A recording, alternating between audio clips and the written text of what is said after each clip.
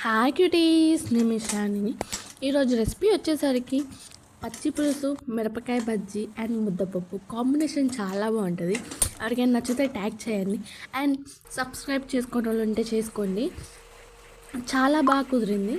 And మీకు చిన్న tip చెప్తాను. ఇలా శనగపిండిని మీరు గిన్నెలో వేసుకుని స్ట్రైనర్లో మీరు స్ట్రైన్ చేసుకుంటే అలా పౌడర్లో వస్తుంది.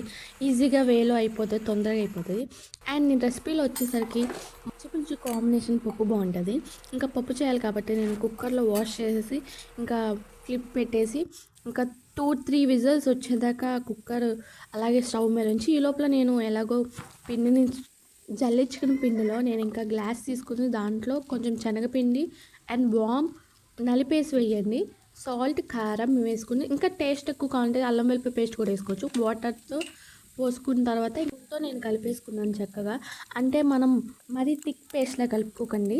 మనం చాక్లెట్ని కరిగించిన తర్వాత చక్కగా స్మూతీగా అవుతుంది. అలా స్మూతీగా కలుపుకొని ఇంకా దాంట్లో ముందు పొయ్యి మీద వేసే ముందు మళ్ళీ ఒకసారి షేక్ చేసుకోండి స్పూన్తో. ఇంకా షేక్ చేసిన తర్వాత ఇంకా దాంట్లో బజ్జీ ముంచుకొని వేసుకోవచ్చు నూనెలో.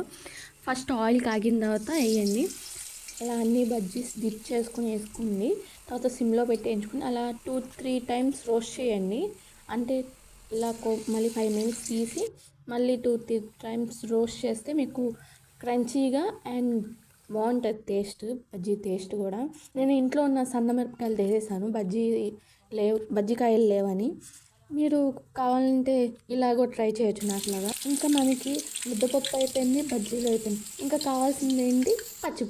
పచ్చిపులుసుకి నేను చింతపండు నానబెట్టుకున్నాను. ఇంకా మిరపకాయలు వేపుకున్నాను నూనెలో. మిరపకాయలు వేపుకున్న తర్వాత ఇంకా గిన్నెలో మిరపకాయలు వేసుకొని ఎండుమిర్చి కొంచెం మిరియాలు వేసుకొని కల్లుప్పు వేసుకొని దంచుకున్న తర్వాత అది నలిగిన తర్వాత ఆనియన్స్ కూడా వేసుకొని దంచుకోండి. దంచుకున్న తర్వాత ఇంకా పచ్చిపులుసు కావాలి కాబట్టి ఇంకా చింతపండు రసం పోయాలి. నేను చిన్న గిన్నెది చేసుకుంటున్నాను పచ్చిపులుసు. ముద్దపప్పులో పచ్చిపులుసు కాంబినేషన్ చాలా బాగుంటుంది. ఇంకా లాస్ట్లో పచ్చిపులుసు పోపు వేయాలి. పోపు వేసే ముందు కొంచెం బెల్లం వేయండి. టేస్ట్ అన్ని ఫ్లేవర్స్ అన్నీ కలిస్తే బాగుంటుంది. మీకు కారం సరిపోలేదంటే ఇంకా మిరియాలు దంచుకొని వేసుకోవచ్చు. కొంతమంది దీంట్లో వంకాయను కూడా పిండుతారు, అంటే బాగా చేత్తో పిసికేసి వేస్తారు.